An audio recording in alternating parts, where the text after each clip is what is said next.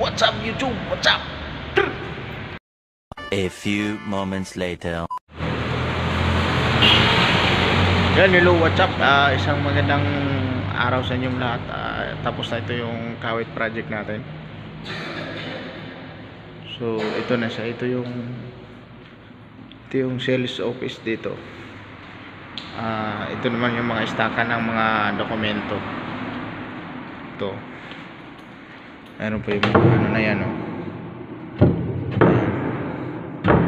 Tapos ito yung mga saksakan.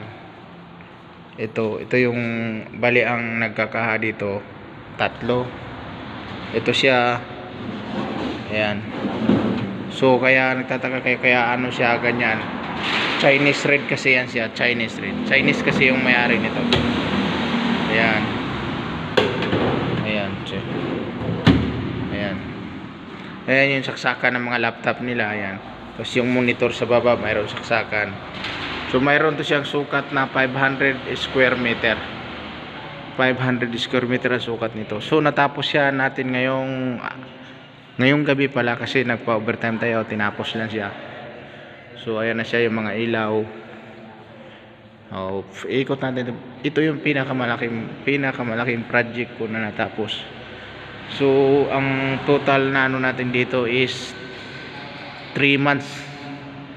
3 months siya natapos.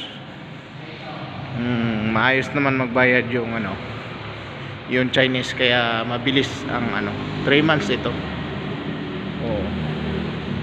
Saka ang bayad nila dito cash, hindi siya walang 50-50%, basta pag simula nag-cash, nagbayad sila kaagad lahat.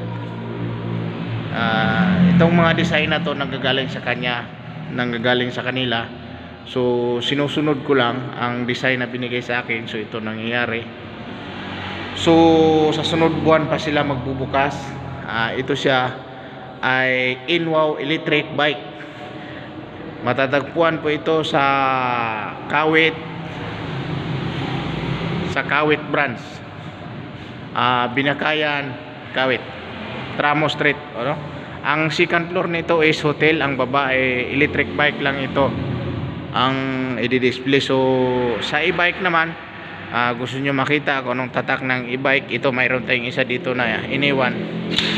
Yan, ito stock room to. So ito yung e-bike na tinitinda dito, ito. Yan. So yan yung i-display nito sunod na buwan magbubukas. So ayan po yung company nila, Inwow. Ayan. So ayan yung company nila, ayan. So sa mga CCTV,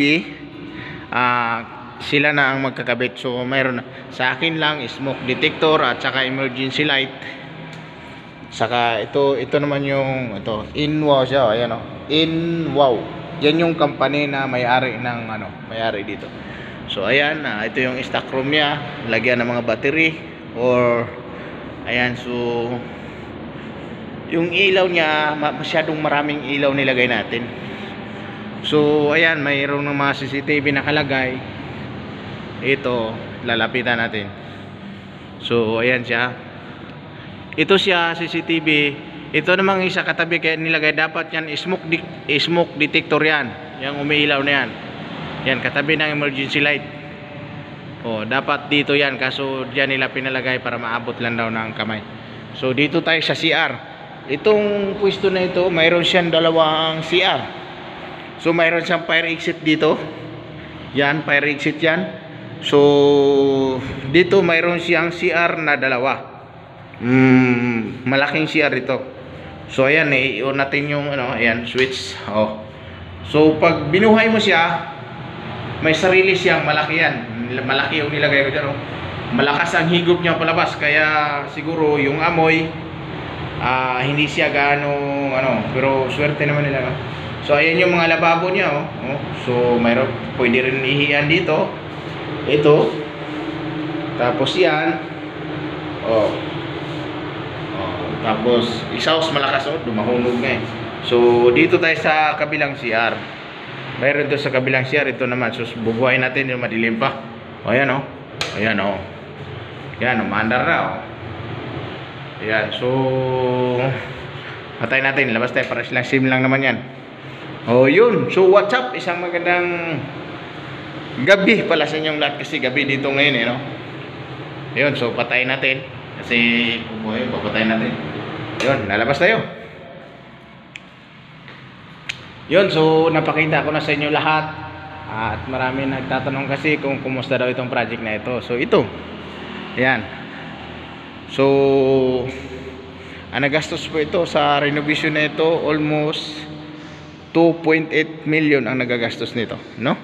Yun, so what's up? Isang magandang gabi sa inyong lahat dahil gabi ngayon. Nalinis na siya. Ayan, malinis na. Kita mo naman yung tiles. Ayan. Ito po ay, ang laki nito ay 500 square meter. No? Yun, what's up YouTube? Yun. Yun lang, what's up?